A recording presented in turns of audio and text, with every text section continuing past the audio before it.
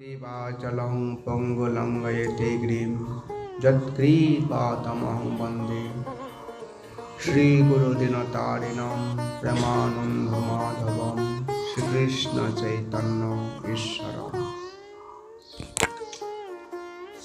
এভাবে বানর সেনারা সেতু বন্ধন করছে পাথর দিয়ে। কি রামচন্দ্র তো পারে না, কি পারে না বলতে শিষ্যদের সামনে তো কি কাজ করবে। এই রামচন্দ্র ভাবলেন যে আমি একাকী গিয়ে আমি সেতু বন্ধন করব, এরা কেউ দেখতে পাবে না, এরা অনেক কষ্ট করছে। ভক্তবৎস রাম শ্রীরাম কি করলেন, তখন গভীর রাত্রিতে রামচন্দ্র একাই সমুদ্রের দিকে চলে গেছেন। গিয়ে পিছে পিছে হনুমান চলে গেছেন। যে রামচন্দ্রের পরম ভক্ত হনুমান, রামচন্দ্র পাথর নিক্ষেপ করছে সমুদ্রে, সাহায্য করছে। একাকী ওদের সামনে পারবে না, ওরাই করবে না, আপনার করতে হবে না প্রভু, করতে হবে না, হয়ে গেল। তারপরে রামচন্দ্র পাথর নিক্ষেপ করছে, পাথর আর ভাসে না, পাথর ডুবে যাচ্ছে। হরি বল। রাম ভাবছে হায় বানররা পাথর নিক্ষেপ করে ভাসে যায়, আর আমি পাথর নিক্ষেপ করছি ভাসছে না কেন। হনুমান হু করে হাসছে, কান্না করছে, হে প্রভু আপনি প্রতিটি জীবের স্থল জড় চিত সব জীবের আপনি পরমাত্মা, আপনি কি করছেন।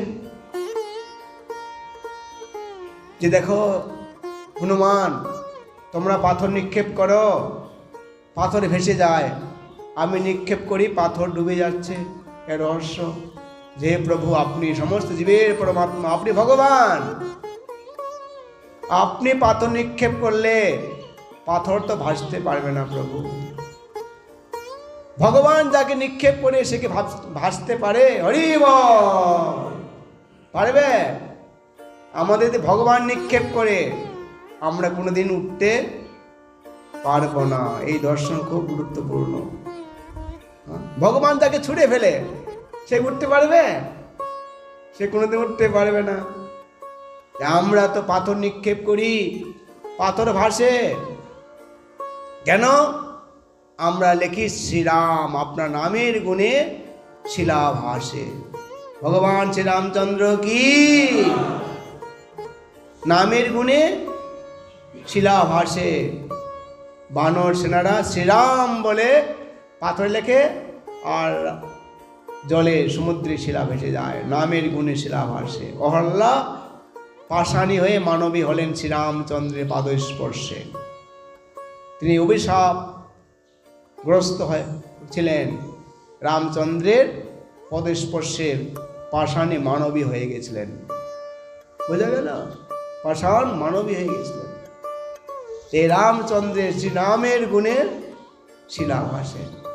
তখন তো বৃদ্ধ লোকেরা দেখছে সমুদ্রের মধ্যে শিলা ভাসছে, তখন তারা বলা বলি করছে, এতদিন এতকাল শুনি নাই যে সমুদ্রে শিলা ভাসে, আজকে সমুদ্রে শিলা ভাসে।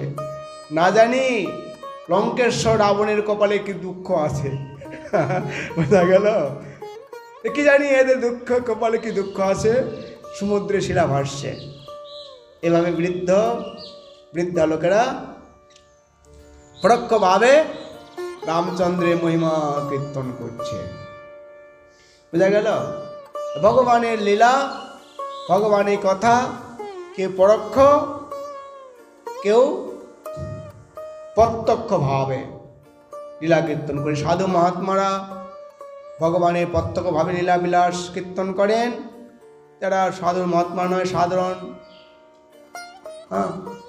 সেই 5 প্রকার ভক্ত আছে, শান্ত, দাস্য, সখ্য, বাস্য, মধুর, এরাও পরোক্ষভাবে ভগবানের লীলা কীর্তন করে। বোঝা গেল?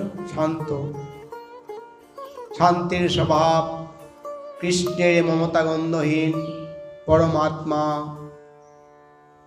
পরম ব্রহ্ম জ্ঞানে প্রবীণ, তারা শান্তরূপে ভগবানে ভালোবাসে। তারা ভগবানের সঙ্গে মমত্ব নেই, স্নেহপ্রীতি নেই, তারা জানেন ভগবান পরমাত্মা পরম ব্রহ্ম, এভাবে ভগবানের সেবা করছেন।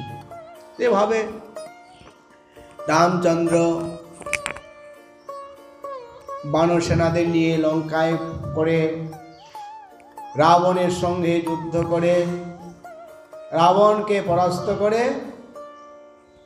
কি করলেন, তিনি এই শারদীয় পূর্ণিমাতে বা দশমী তিথিতে তিনি আবার অযোধ্যায় প্রত্যাবর্তন করলেন। যার জন্য দশমী তিথি কি বলা হয়, রামচন্দ্রের বিজয়া দশমী। রামচন্দ্র সেদিন বিজয় করেছিল কোথায়, এই রাবণকে বধ করেছিলেন সেখানে বিজয়, যার জন্য রামচন্দ্র বিজয়া দশমী।